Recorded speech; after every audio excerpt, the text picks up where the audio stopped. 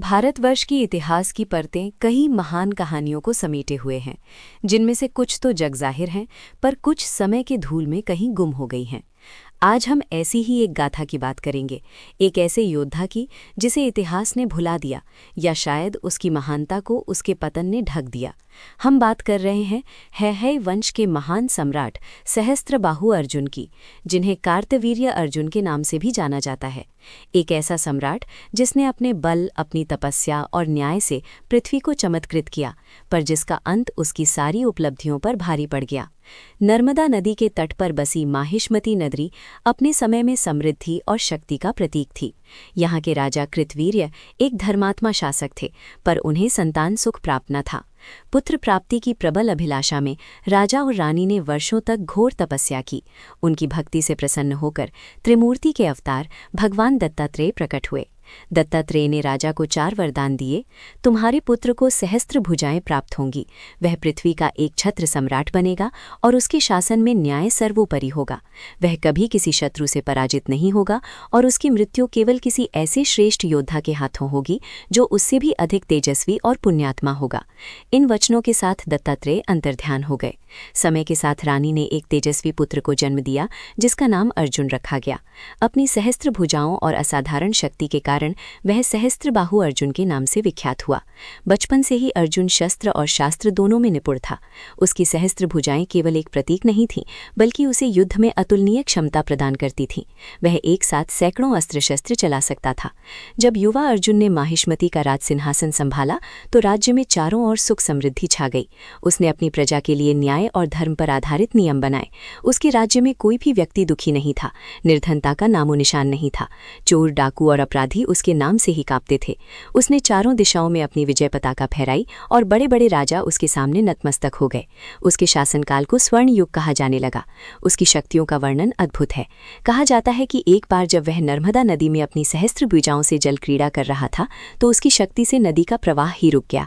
नर्मदा का जल पीछे की ओर लौट गया और जलस्तर इतना बढ़ गया कि लंकापति रावण, जो उस समय नर्मदा के तट पर शिव पूजा कर रहा था, का शिवलिंग पानी में डूब गया। रावण ने क्रोधित होकर अर्जुन को युद्ध के लिए ललकारा। दोनों के बीच भयंकर युद्ध हुआ और अपनी सहस्त्र भुजाओं के बल पर अर्जुन ने रावण को परास्त कर बंदी बना लिया। बाद में अपने पिता महापुलस्त्य ऋषि के कहने पर अर्जुन ने रावण को मुक्त किया। ये घटना उसके अदम्य बल का प्रमाण थी। उसकी ख्याति दूर दूर तक फैल गई। उसने अपनी इच्छा से बादलों को बुलाकर वर्षा करा दी और अकाल से अपनी प्रजा को बचाया। वह समुद्र के जल को भी नियंत्रित कर सकता था। वह एक आदर्श क्षत्रिय था जो अपनी प्रजा की रक्षा के लिए कुछ भी कर सकता था। किंतु कहते हैं ना कि अत्यधिक शक्ति के साथ अक्सर अहंकार भी आता है। दत्तात्रेय के वरदानों ने उसके मन में धीरे धीरे एक अद्भुत दर्प भर दिया। उसे लगने लगा कि उसे कोई पराजित नहीं कर सकता और वह सर्वशक्तिमान है। ये अहंकार ही उसके पतन का कारण बना। एक दिन सहस्त्रबाहु अर्जुन अपने मंत्रियों और विशाल सेना के साथ शिकार पर निकले थे। भटकते हुए वे ऋषि जमदग्नि के शांत और पवित्र आश्रम के पास पहुंचे। जमदग्नि ऋषि अपने ज्ञान और तपस्या के लिए विख्यात थे और उनके पास एक अद्भुत गाय थी, कामधेनु। ये कामधेनु इच्छा पूरी करने वाली दिव्य गाय थी जो अपने स्वामी को हर वस्तु प्रदान कर सकती थी। जब अर्जुन और उसकी विशाल सेना आश्रम पहुंची तो ऋषि जमदग्नि ने अपनी कामधेनु की कृपा से पूरी सेना और राजा के लिए पल भर में स्वादिष्ट भोजन और पेय पदार्थ तैयार कर दिए। इस असाधारण शक्ति को देखकर अर्जुन चकित रह गया। उसने सोचा कि ऐसी दिव्य गाय एक तपस्वी के पास नहीं बल्कि एक सम्राट के पास होनी चाहिए, ताकि वह अपनी प्रजा के कल्याण के लिए इसका उपयोग कर सके। ये सोच उसके बढ़ते अहंकार का ही परिणाम थी। अहंकारवश अर्जुन ने जमदग्नि ऋषि से कामधेनु को मांगा। ऋषि ने विनम्रतापूर्वक मना कर दिया, क्योंकि कामधेनु उनकी तपस्या का फल और उनके जीवन का आधार थी। ऋषि के मना करने पर अर्जुन का अहंकार क्रोध में बदल गया। उसने अपने सैनिकों को आदेश दिया कि वे कामधेनु को बलपूर्वक छीन ले। सैनिकों ने आश्रम की पवित्रता का उल्लंघन करते हुए कामधेनु को बलपूर्वक अपने साथ ले लिया और आश्रम को तहस नहस कर दिया। जमदग्नि ऋषि ने बहुत रोकने का प्रयास किया। उनकी आंखों से अश्रुधारा बह निकली, किंतु वे असहाय थे। ठीक इसी समय जमदग्नि ऋषि के पुत्र भगवान परशुराम, जो भगवान विष्णु के छठे अवतार थे, अपने आश्रम लौटे। उन्होंने अपने पिता को रोते हुए देखा और आश्रम की दुर्दशा पूछी। जब उन्हें सहस्त्रबाहु अर्जुन के अघोर कृत्य और अपने पिता के अपमान का पता चला तो उनका क्रोध भड़क उठा। उनके हृदय में तीव्र प्रतिशोध की ज्वाला जल उठी। परशुराम ने अपने कंधे पर परशु उठाया और घोषणा की, मैं उस अहंकारी राजा को सबक सिखाऊंगा जिसने मेरे पिता का अपमान किया है। वे अकेले ही माहिष्मती की ओर चल पड़े। उनके मुख पर तीव्र क्रोध और आंखों में प्रतिशोध की अग्नि थी। माहिष्मती पहुंचकर उन्होंने अपनी भयंकर गर्जना से अर्जुन को युद्ध के लिए ललकारा। सहस्त्रबाहु अर्जुन को अपने बल और दत्तात्रेय के वरदान पर पूरा भरोसा था। उसने सोचा कि यह एक अकेला ब्राह्मण उसका क्या बिगाड़ लेगा। अपनी विशाल सेना के साथ वह युद्ध भूमि में उतरा। दोनों के बीच एक भयंकर और अविस्मरणीय युद्ध छिड़ गया। अर्जुन ने अपनी सहस्त्र भुजाओं से एक साथ हजारों बाण, तलवारें और गदाएं चलाईं। उसकी गति और शक्ति अद्भुत थी, मानो कोई तूफान आ गया हो। परशुराम भी पीछे हटने वाले नहीं थे।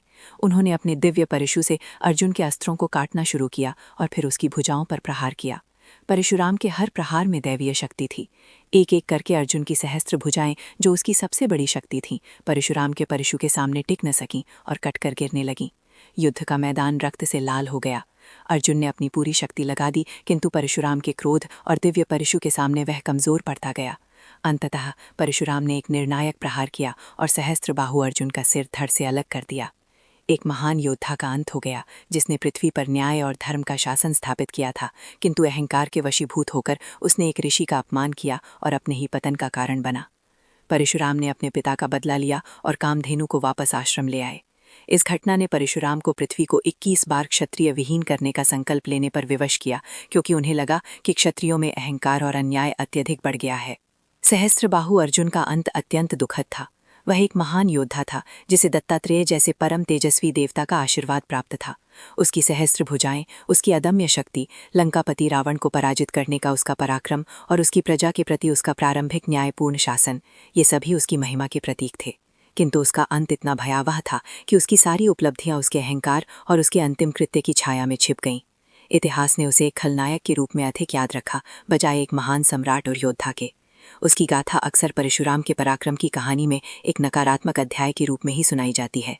आज भी उसकी कहानी एक चेतावनी है कि अत्यधिक शक्ति के साथ आया अहंकार कैसे एक महान व्यक्तित्व को नष्ट कर सकता है।